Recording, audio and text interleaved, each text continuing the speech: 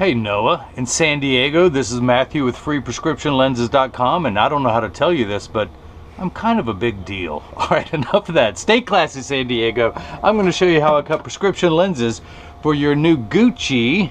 This is the model number 2232. The color is CUE, and which is the black front with the Gucci red-green sides. And of course, you're getting free prescription lenses with these, so let me go ahead and go to work on your Italian frame. I'm going to take out your original demo lenses that say Gucci on there, and I'm going to put your Italian frame into my $30,000 Santinelli. This is the LE1000 patternless edger, and the stylus is popped up to trace the shape of the right lens, and then it's going to move over and trace the shape of the right.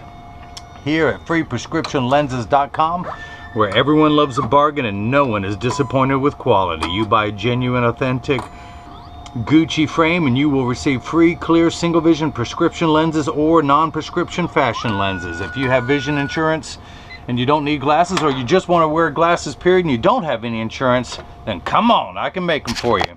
So I'm going to pull up the shape of your lens on the computer. Your pupillary distance is 70.5. Let me program that in.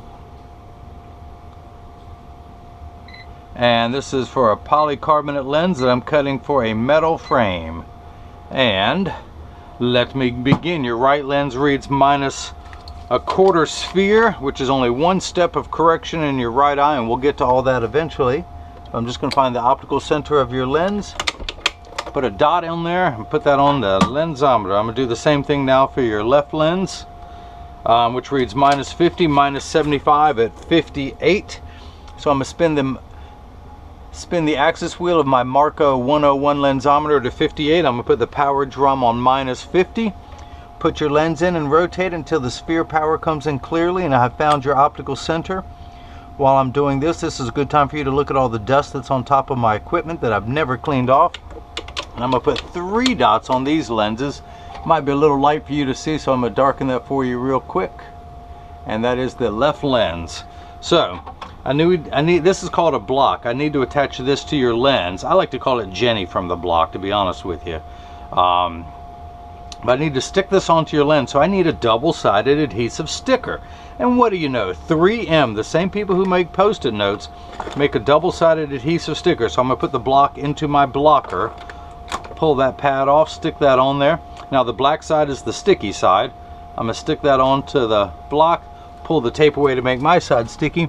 And essentially what I'm looking into, I've got an optical crosshairs, just like on a scope. I have a vertical meridian and a horizontal one, and I want to get that red dot, which is your optical center. I'm going to put that dead center of the crosshairs. Now for your left lens, the reason why I put 3 dots is I need a straight edge. Your lens cannot rotate while it's in the frame. So I'm going to put these 3 dots on that horizontal meridian that's there, and the vertical one's going to go right through that center one. That's what you can't see in there. Maybe you can see it, can you, as I move that around? I can't see what I'm doing, so I've got to, only one of us can see at a time, and since I'm getting paid to do this, I'm going to do it. You sit back and relax. So I'm going to take your right lens and put it into the chuck and hit start. Of course, I don't like to call it Chuck because I don't know the machine well enough, so I call it Charles. I put your lens into the Charles, and these calipers are going to come down and they're going to trace the shape of the right side of your frame onto the lens to make sure your lens is large enough. It's starting on the rear surface, the back surface, the concave surface closest to your eyelashes. Then it's going to move over and trace the convex front surface of the lens, all the while measuring the thickness to know where to put the bevel so it fits best inside the frame. Now the cutting wheel is down here on the bottom left. It's that lighter color wheel. It's going to act like a heavy grit sandpaper to grind away your lens material. And this wheel in the center with that channel, that's what's going to put the valley, or that valley that looks like a channel, is what's going to put the bevel on your lens so it stays inside the frame. I will have to close the door. I just want you to see as your prescription lens touches down on the cutting wheel. So I'm going to get this lens ready. Let's see, that is a Phillips head screwdriver. I'm going to go ahead and loosen this eye wire screw. Now your lenses are made out of polycarbonate. Polycarb is 40% thinner and lighter than regular plastic. It is also virtually unbreakable. It is bulletproof up to .22 caliber and has both UVA and UVB protection built into it. We know what the sun's harmful ultraviolet rays can do to your skin, where your eyes are 8 times more sensitive than your skin. So you have permanent sunscreen for your eyes. And your lenses are also aspheric, meaning non-spherical. A spherical lens, like a basketball, is round in every direction. These lenses start off round and then flatten out at the edges, so it gives you a much flatter curvature, a much wider field of view, and a much thinner lens. When you buy lenses from someone online, they charge you for the less expensive plastic lenses. Then if you want the lighter weight, unbreakable, bulletproof lenses, you pay an upgrade fee. And then if you want the aspheric lenses, they charge you one more upgrade fee. This is someone else's 3rd tier premium lens. You get that for free from me when you buy the frame. So the water jets have kicked in, which means it's in the last 20 seconds of the cutting cycle.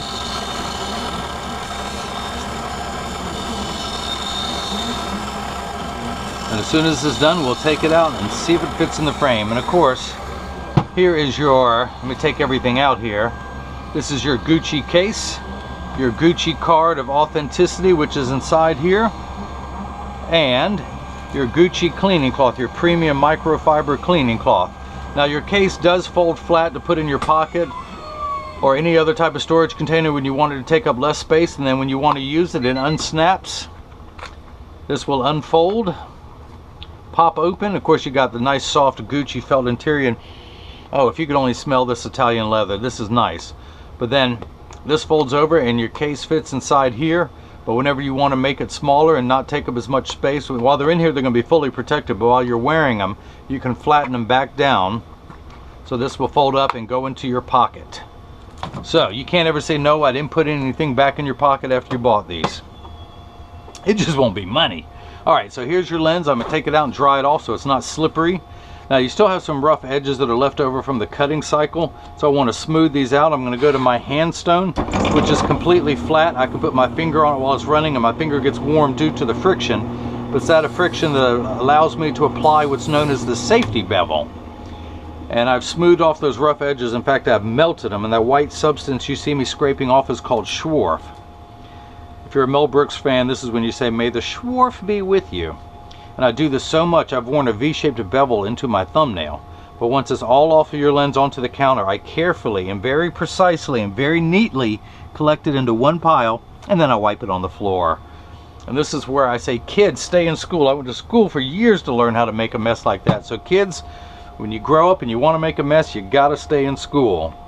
So I'm gonna go ahead and get your right lens mounted. I'm going to tuck it in here, snap that in there, make sure it's in all over, and it is. Now I'm going to tighten the eye wire screw. Where's my Phillips head? There's my Phillips head. I'm going to go ahead and tighten that down, and we're good to go. So let's start cutting the left lens. Flip that over to the left and hit start. Just like before, the calipers are going to come down, but this time they're tracing the shape of the left lens to make sure this lens, your prescription lens, is large enough to fit in the frame, which it is. This is just a routine operation it goes through every time, always starting with the rear surface, then moving over and tracing the front surface. So if you see if you can visualize the shape of your lens. Camera 1, camera 2, camera 1, camera 2. And as soon as your unbreakable bulletproof lens with both UVA, UVB, and full scratch protection starts cutting, I will continue to work on your right lens. And go!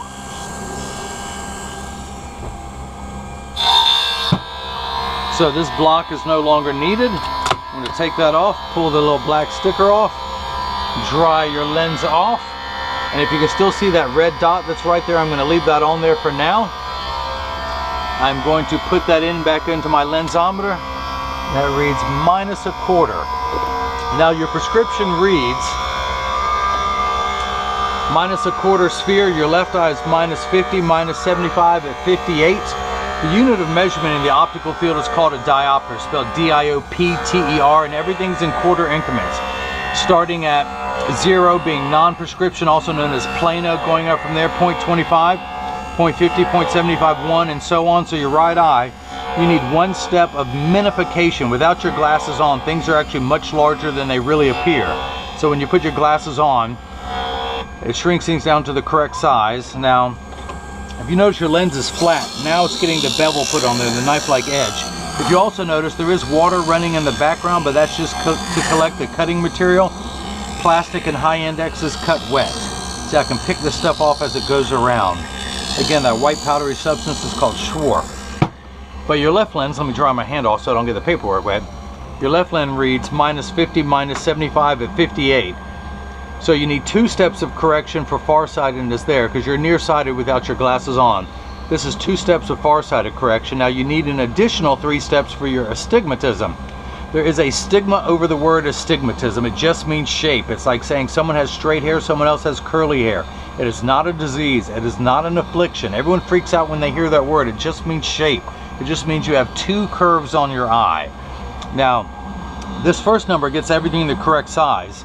Astigmatism is what makes everything blurry. So think of this as the fine-tune adjustment. So you need 2 steps to get everything the correct size. You need 3 steps to correct the blurriness, to make everything fine, you know, the fine-tune.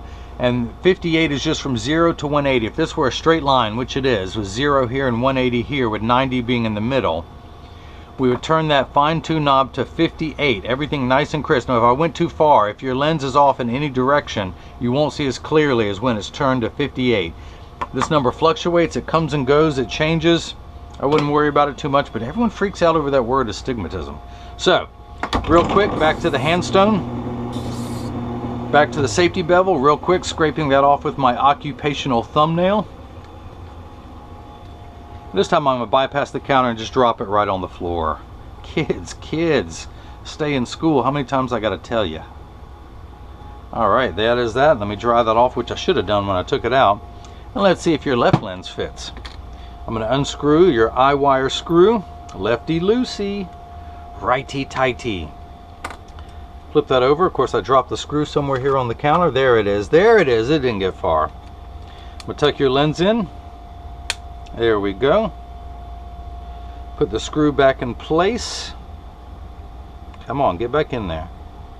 Get back in there. It's fighting me. I think it's still alive. Why me? Why me?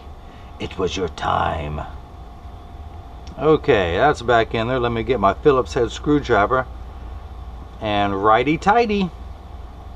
And this block is no longer needed. I'm going to take that off. Pull that sticker off, get the excess moisture off your lens, and I'm going to put the axis wheel is still on 58, get everything lined up, and we are good to go. So we're at -50 here, which is halfway between 0 and 1. You have 3 steps of astigmatism correction, and we end up at -1 1/4. Because if someone had owed you 50 cents and they borrowed another 75 cents, they would owe you $1 1/4. You remember from high school algebra, you add 2 minuses together. So 0.50 and 0.75 gives you 1 1/4, 1 1/4. Look at that. Now your pupillary distance is 70.5. I'm going to turn the back over here. I'm going to place the 0 on against my thumb on the right lens. And when I hold it up on the left, hopefully my camera is good enough where you see 70.5. So that is made perfectly too. Now I'm going to go ahead and clean the red dots off of your lenses. Unless you want to be the first on your block to wear them that way.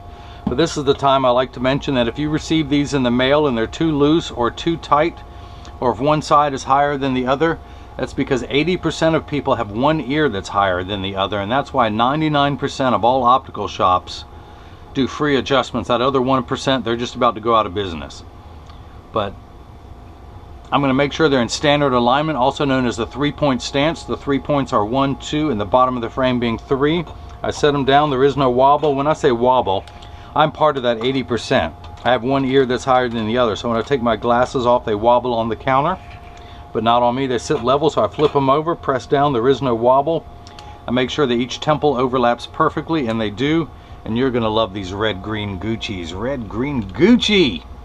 So that is it. If anyone has any questions, just email me at freeprescriptionlenses@gmail.com. No, I hope you enjoyed watching as I made your first pair of prescription glasses.